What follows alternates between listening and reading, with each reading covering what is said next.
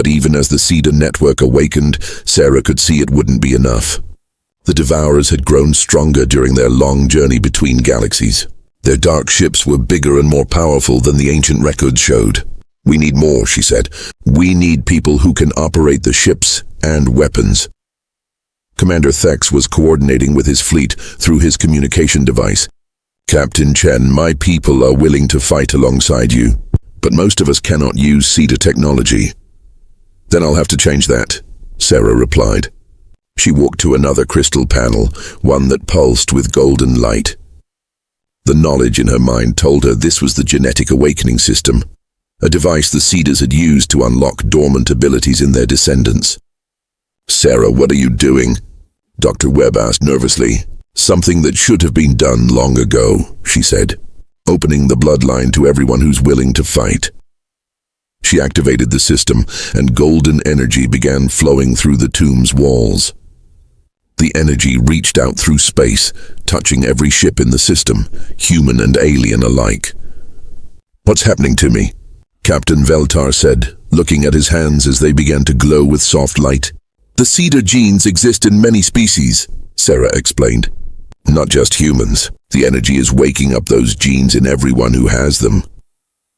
Across the fleet, people were discovering they could suddenly understand Cedar technology. Alien pilots found they could control ancient starfighters. Human engineers realized they could operate weapons beyond their wildest dreams. "Sarah," Commander Thex called out, his voice full of amazement. "My weapons officer just activated a Cedar battle cruiser that's been buried on our moon for 1,000 years.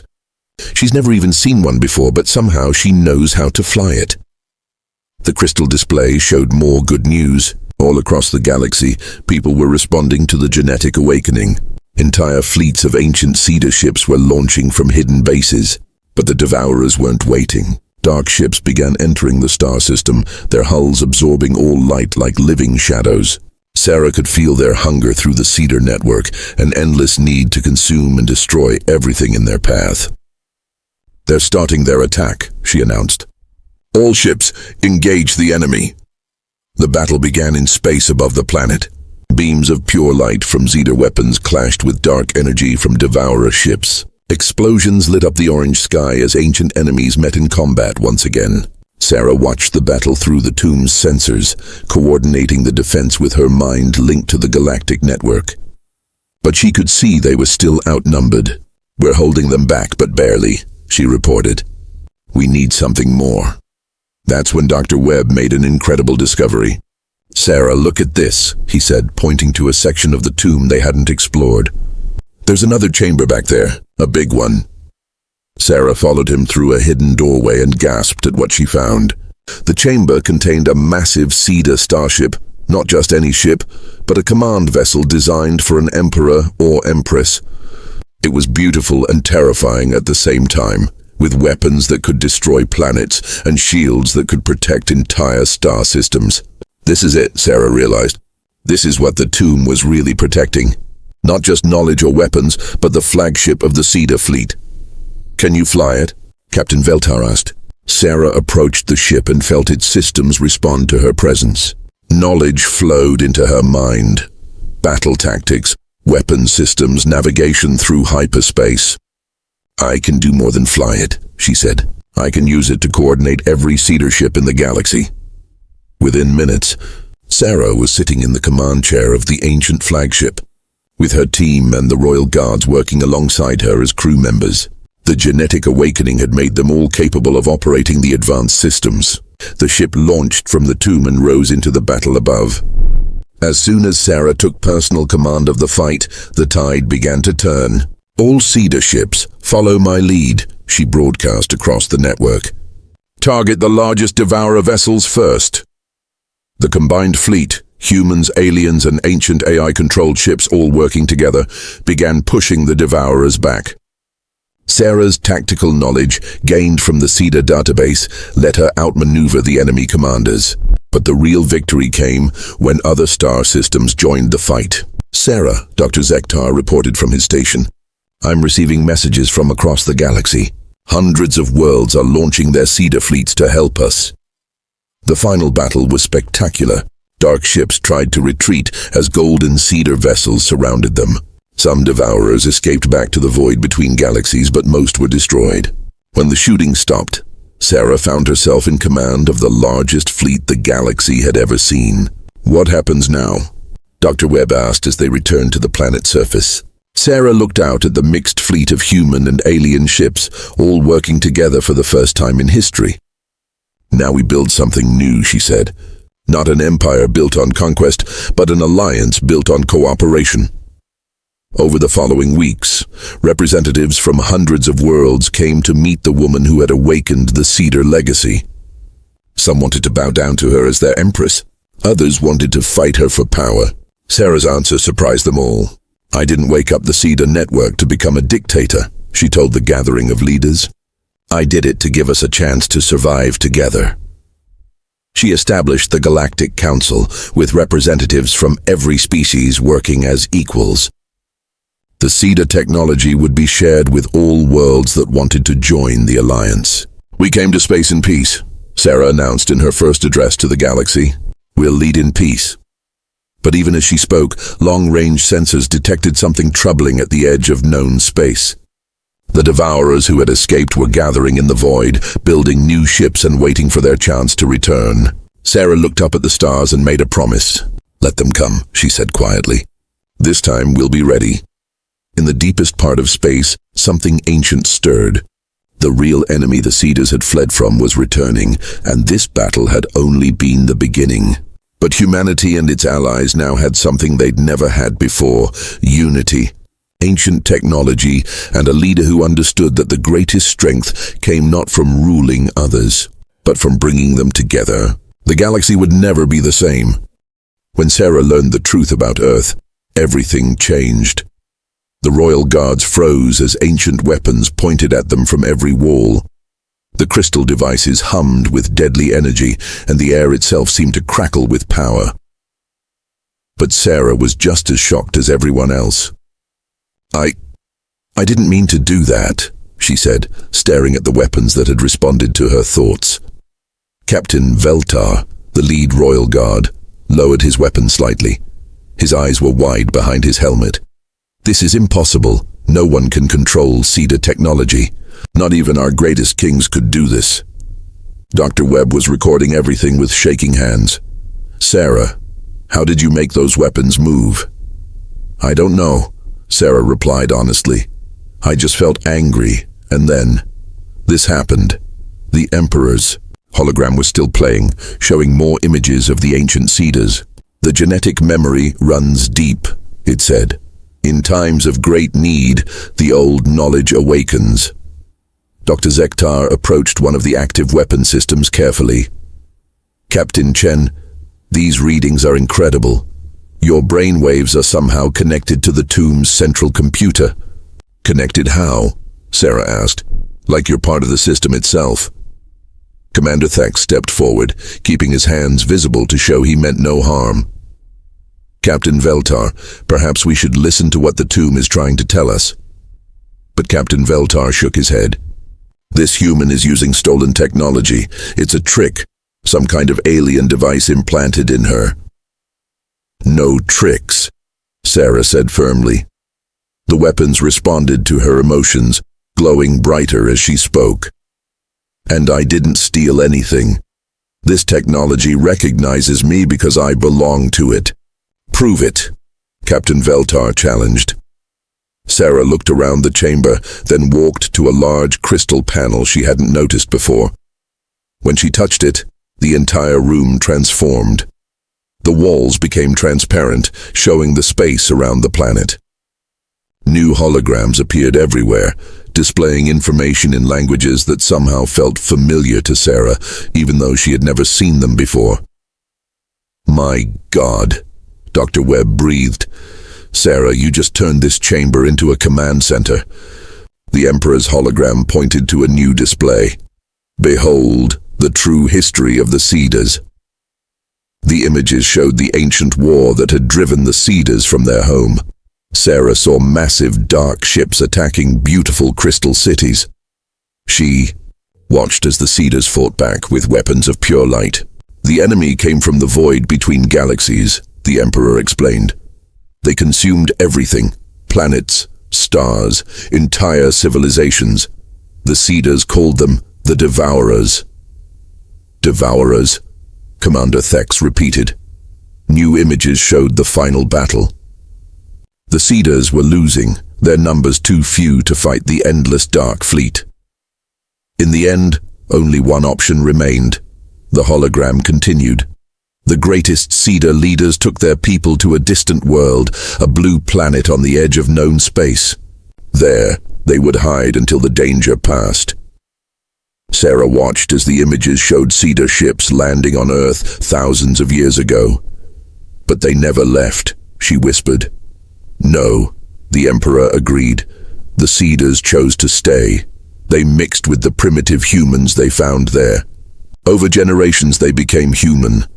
But their genetic codes remained, sleeping, waiting for the day when their descendants would need the old powers again. Captain Veltar lowered his weapon completely. If this is true, then humans are not false royalty. They are the original royalty. More than that, Sarah said, understanding flooding through her mind as the ancient systems shared their knowledge with her. The Cedars didn't just hide on Earth. They left parts of their technology all over the galaxy, hidden in tombs like this one, waiting for their descendants to find them.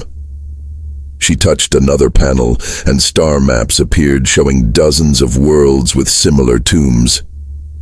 Each tomb contains pieces of the puzzle, she continued.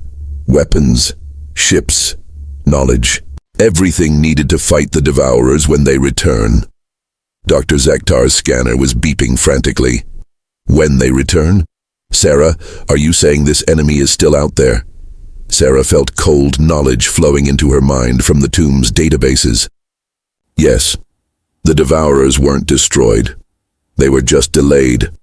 And according to these records, she paused, reading information that terrified her. They're coming back. Soon. The chamber fell silent as everyone processed this information. How soon? Dr. Webb asked quietly. Sarah accessed more files, her mind somehow knowing how to read the ancient data. The Cedar warning systems have been watching the void between galaxies for thousands of years.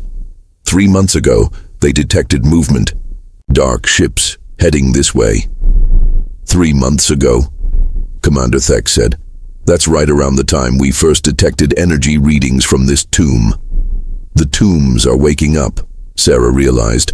All across the galaxy, Cedar technology is activating, getting ready for war. Captain Veltar removed his helmet, showing his alien face clearly for the first time. Captain Chen, if what you say is true, then our people have been preparing for the wrong enemy. We thought the threat was from each other, while the real enemy approaches from outside the galaxy, Sarah finished. Dr. Webb was still recording, but his hands weren't shaking anymore. Sarah, you said the tombs contain everything needed to fight. Does that include weapons powerful enough to stop these Devourers? Sarah touched the central crystal, and new displays showed amazing technologies. Ships that could travel faster than light, weapons that could destroy entire fleets, shields that could protect whole planets. Yes, she said, but there's a problem. What problem? Captain Veltar asked. Only someone with Cedar genetics can operate the technology, and according to these files, most humans don't carry enough of the original DNA to activate the systems. Most humans, Dr. Zektar repeated. Sarah looked at her reflection in the crystal display. Her image looked back at her, but now she could see something different in her eyes. Something ancient and powerful. Some humans carry more Cedar genes than others. The ones who do can awaken the technology and train others to use it, but first, they have to accept what they really are. The tomb systems were showing her everything now. Battle plans, fleet deployments, weapon specifications. The knowledge of an entire civilization flowing into her mind. Sarah, Dr. Webb said softly, what are you really? She turned to face her team, and when she spoke, her voice carried the weight of ancient authority. "I'm not just Captain Sarah Chen anymore. I'm the heir to the greatest empire the galaxy has ever known. And I have to wake up my people before the Devourers arrive." Outside the tomb, alarms began sounding from the ships in orbit. Emergency communications crackled through Commander Thex's radio. "Sir, long-range sensors are detecting unknown ships. At the edge of the system, massive signatures. They don't match any known technology." Sarah felt her blood turn to ice as the tomb's warning systems activated. The Devourers weren't coming in 3 months. They were already here. Sarah Chen went to space as an explorer. She returned as an empress. The alarm sounds echoed through the tomb as Sarah ran to the crystal display. Her fingers moved across the ancient controls like she had been using them all her life. The cedar knowledge flowing through her mind showed her exactly what was happening. "How many ships?" Captain Veltar asked, joining her at the display. Sarah's face went pale as the numbers appeared. 50,000 dark ships. Maybe more. They're surrounding the entire star system. Dr. Webb pointed his camera at the display, still recording everything. "What do we do? How do we fight something like that?" "We wake up the network," Sarah said with determination. She pressed her hands against the main crystal, and suddenly her voice was broadcasting to every cedar tomb across the galaxy. "This is Sarah Chen, heir to the Cedar bloodline. The Devourers have returned. All tombs, activate war protocols now." Across the crystal display, lights began turning on. Dozens of worlds, hundreds of hidden tombs, all responding to Sarah's call. Ancient weapon systems that had slept for thousands of years were coming online. "Incredible," Dr. Zektar breathed. "You're commanding technology across the entire galaxy." Through the communication device, cold, angry, and speaking perfect English. "This is Captain Veltar of the Royal Guard. You will surrender the Force Royal immediately, or we will destroy your entire expedition." Sarah looked at her team, then back at the tomb that had responded to her presence. "False Royal," she said. "What are they talking about?" Dr. Zektar checked his scanner again, his forearms moving quickly. "Captain Chen, according to these readings, your DNA is somehow connected to the tomb systems. But that should be impossible. Humans have no connection to the Great Empire." The communication device crackled once more. "You have 1 hour to surrender the human who dares to claim royal blood. If you do not, we will take her by force and execute her for the crime of bloodline theft." Sarah stared at the warships outside, then at the glowing tomb behind her. "Bloodline theft," she said. "I don't even know what that means." But deep in the tomb, the crystal pulsed brighter, and the holographic star maps continued to show the path to the mysterious origin world. Something told Sarah that finding that world might be the key to understanding why an alien tomb had opened for a human sneeze, and why royal guards wanted her dead for it. The royal guards wanted Sarah dead. But the tomb's secret would shock everyone. Sarah watched through the tomb entrance as armored figures marched across the desert toward them. Their black and red armor gleamed in the orange sunlight, and they carried weapons that hummed with deadly energy. "We need to get out of here," Dr. Webb said, backing away from the entrance. "Where can we go?" Sarah asked. "They have spaceships. We have nowhere to run." Commander Thex was speaking rapidly into his communication device, trying to coordinate with their ship, but Sarah could see the fear in his eyes. These royal guards were clearly more powerful than anyone he had dealt with before. "Captain Chen," Dr. Zektar said urgently, "perhaps we should go deeper into the tomb. There might be another exit." Sarah nodded. "Everyone move to the back. Stay together." As they retreated deeper into the tomb, the ancient systems continued to respond to Sarah's presence. New lights turned on, showing corridors they hadn't seen before. The walls displayed more symbols, and she could hear that strange music-like sound getting louder. Behind them, heavy footsteps echoed through the entrance. "They're inside," Dr. Webb whispered. A loud voice boomed through the tomb corridors. Human, you will surrender now, or we will take you by force. Sarah pressed against the wall, trying to think. That's when she noticed something strange. Her hand was touching one of the glowing symbols, and it was getting brighter. Webb, she whispered. Look at this. Dr. Webb aimed his flashlight at the wall where Sarah's hand rested. The symbol under her palm was not just glowing, it was changing. The lines were rearranging themselves, forming new patterns. It's like a lock, he breathed. And you're the key.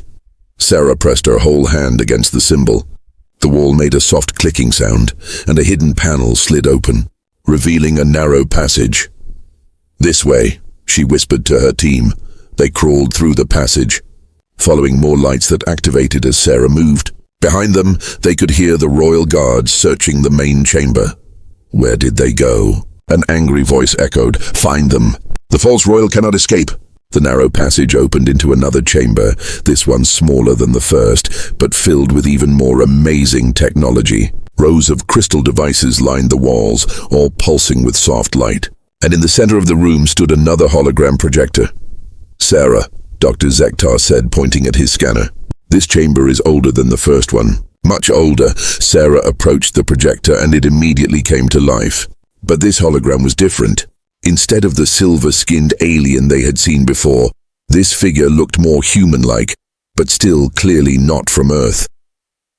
The being had golden skin and bright blue eyes.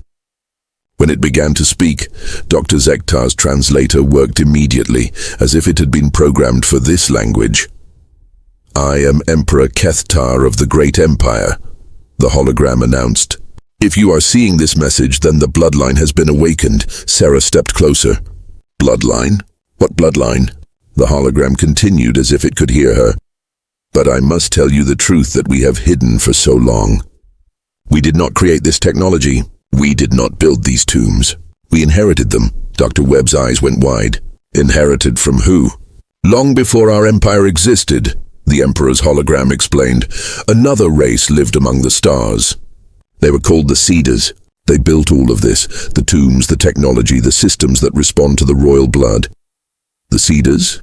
Commander Thex repeated. New holograms appeared around the room, showing images of beings that looked surprisingly familiar. They were tall and graceful, with features that seemed almost human, but more perfect somehow. The Cedars were the true masters of the galaxy, the Emperor continued. They created wonders beyond imagination.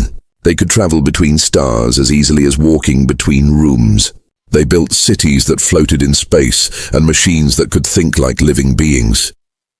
Sarah watched the images with growing amazement. The Cedar cities were beautiful beyond description, made of crystal and light.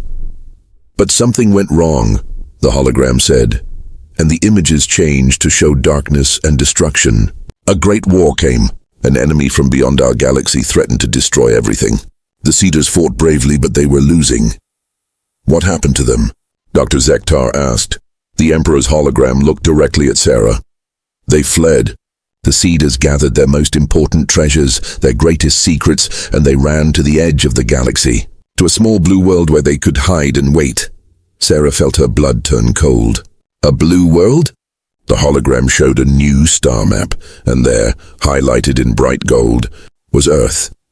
The Cedars went to your world, Sarah Chen of Earth. They went there, and they never returned. The room fell silent except for the humming of the ancient machines. That's impossible, Dr. Webb whispered. You're saying aliens came to Earth thousands of years ago? Not just came, the Emperor's hologram replied. They stayed. They became part of your world, part of your people. Sarah stared at the star map. You're saying humans are descendants of the Cedars, the hologram finished. Changed by time and by living on a different world, but still carrying their blood. Still carrying their genetic codes that allow you to use their technology. Suddenly, the sound of weapons fire echoed through the tomb. They found us, Commander Thex said grimly. Heavy footsteps approached their hidden chamber. A voice called out, "We know you're in there, false royal. Come out now, and your death will be quick." But Sarah wasn't listening to the threats anymore. She was staring at the hologram as it showed her something that changed everything. "Sarah Chen," the Emperor said. You are not just descended from royalty. The Cedars were the first royalty, the original bloodline that all others copied. The chamber door exploded inward. Royal guards in black armor stormed in, their weapons pointed at Sarah. There she is, the lead guard shouted. The human who dares to steal our sacred bloodline. But as the guards raised their weapons, something incredible happened. The ancient cedar technology in the chamber responded to Sarah's fear and anger. Crystal devices along the walls began to glow brighter than the sun. Energy weapons that had been sleeping for thousands of years came online. And Sarah felt something awakening inside her mind, something that had been sleeping in human DNA for countless generations. She looked at the royal guards and spoke with a voice that seemed to carry the authority of ages. I am not stealing your bloodline. The cedar weapons pointed themselves at the guards. I am the original bloodline, and this is my technology. Captain Sarah Chen never thought a sneeze would change the fate of 3 galaxies. The red dust of planet Zerion 7 swirled around her boots as she walked toward the massive stone structure. Her team had been exploring this dead world for 3 days, but nothing prepared them for what they found hidden in the desert valley. My God, whispered Dr. Marcus Webb, pushing his glasses up his nose. Sarah, look at the size of this thing. The tomb rose from the sand like a sleeping giant. Black stone walls stretched up toward the orange sky, covered in strange symbols that seemed to glow in the alien sunlight. It was bigger than any building on Earth, bigger than 10 buildings put together. The local guides were right, Sarah said, checking her scanner. This thing is old, really old. Behind them, the alien archaeological team set up their equipment. Dr. Zektar, a tall, blue-skinned Vorthak, approached with his tablet glowing. His forearms moved quickly as he typed notes. Captain Chen, Dr. Zektar said in his deep voice, my people have legends about this place. Very dangerous legends. Sarah turned to face him. What kind of legends? The alien's large black eyes looked worried. They say this tomb holds the treasures of the great empire. The empire that ruled the galaxy before your species even existed. And? Sarah asked. And it only opens for royal blood. Commander Thex interrupted, walking up to join them. The military leader's red armor clinked as he moved. My grandfather's grandfather tried to open it. Failed. Many others tried. All failed. Dr. Webb laughed. Come on, that's just an old story. There has to be a logical way to open it. Try if you want, human, Commander Thex said with a shrug. But you will fail like all the others. Sarah walked closer to the tomb entrance. The doors were made of the same black stone as the walls, but they had no handles, no locks, nothing that looked like a way to open them. Strange blue lines ran through the stone like veins. Let's start with the basics, she said. Webb, get the laser cutters. For the next 2 hours, her team tried everything. The laser cutters barely scratched the surface. The plasma torches did nothing. Even their strongest explosives left no mark on the ancient doors. This is impossible, Dr. Webb said, wiping sweat from his face. What is this thing made of? Dr. Zektar checked his readings again. The scans show the stone has properties we do not understand. It is not natural. Maybe there's a hidden switch, Sarah suggested. She ran her hands along the symbols carved into the doors. The stone felt warm under her fingers, which was strange because everything else on this desert planet was cold. Captain, Commander Thex called out. My ancestors tried for over 1,000 years to open this tomb. If there was a simple solution, they would have found it. Sarah stepped back and looked at the massive doors. The blue lines in the stone seemed brighter now, but maybe that was just her imagination. The legends say only royal blood can open it, Dr. Zektar repeated. The blood of the great empire. Well, we're fresh out of alien royalty, Sarah said with a tired smile. That's when the space dust hit her nose. Zerion 7 had strange weather. The wind would suddenly pick up and blow ancient dust everywhere. Sarah felt the tickle in her nose and tried to hold it back, but it was no use. Achoo! The sneeze echoed across the desert valley. For a moment, nothing happened. Then the blue lines in the tomb doors began to glow brighter, much brighter. Guys? Dr. Webb said, pointing at the doors. Is it just me, or are those things lighting up? The symbols on the doors started to pulse with blue light. A low humming sound came from deep inside the tomb. The ground beneath their feet began to vibrate. Dr. Zektar dropped his tablet. This cannot be happening. What's going on? Sarah asked. But even as she spoke, she could see what was happening. The massive doors were moving. Stone scraped against stone as the ancient doors slowly swung open. Blue light poured out of the tomb like water, washing over the desert sand. The humming sound grew louder. "Impossible," Commander Thex whispered. "Absolutely impossible." The doors stopped moving, leaving a dark entrance big enough for a truck to drive through. Cool air flowed out from inside, carrying a smell like flowers and metal. Sarah stared at the open tomb, then at her team, then back at the tomb. "Did I just—" she started to say. "You opened it," Dr. Webb said in amazement. "You actually opened it." Dr. Zektar picked up his fallen tablet with shaking hands. "This cannot be. Humans have no royal blood. You are not connected to the Great Empire." But the tomb doors stayed open, waiting. Commander Thex looked at Sarah with new respect, and maybe a little fear. "Captain Chen," he said slowly, "what exactly are you?" As the tomb doors opened, Sarah realized her sneeze just broke a 1,000-year-old mystery. The blue light from inside the tomb made everyone's face glow like they were underwater. Sarah took a step toward the entrance and something incredible happened. The light got brighter. "Captain, wait," Dr. Webb called out, but Sarah was already walking forward. The moment her boot crossed the doorway, the entire tomb came alive. Lights ran along the walls like lightning.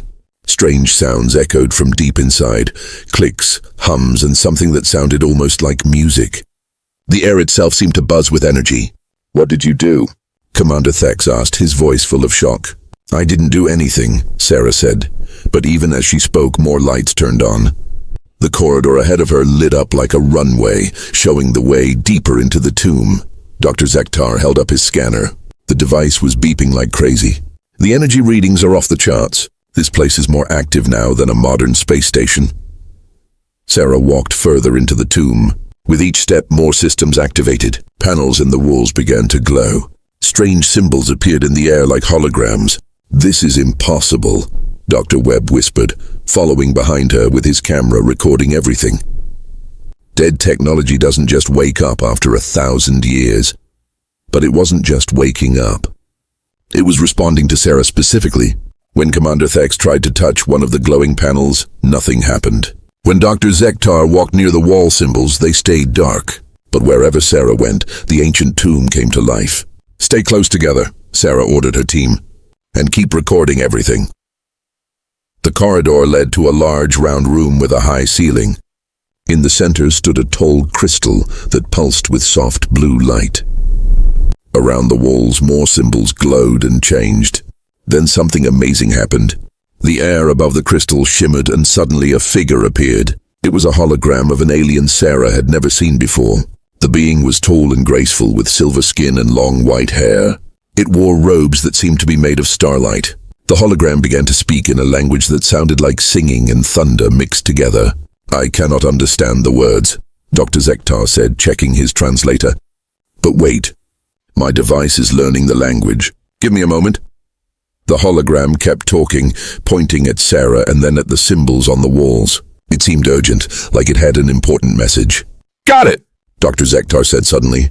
"The translation is coming through now."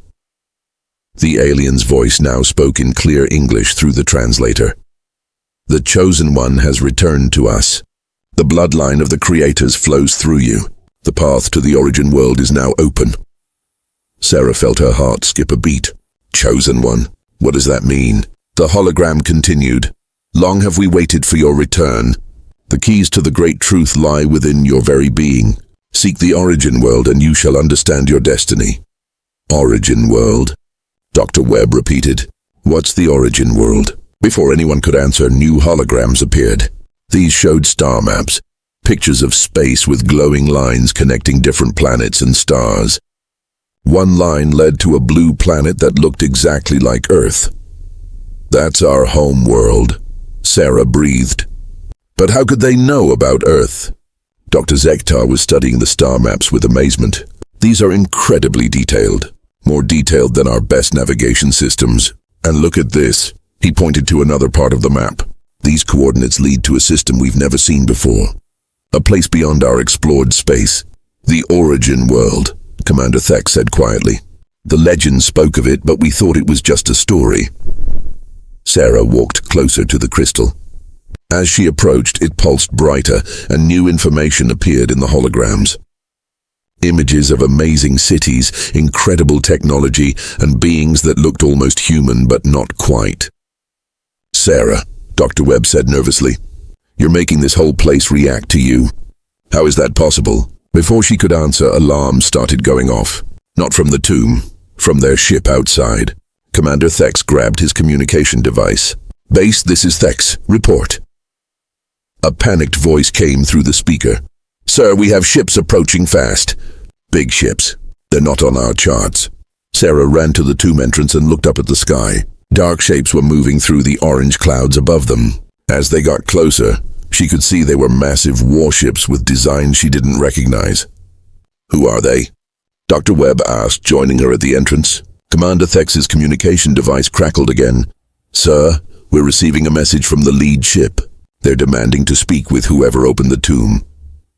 The largest warship dropped through the clouds and landed in the desert near their camp. It was black and red, with sharp angles and weapon systems that looked deadly. A new voice came.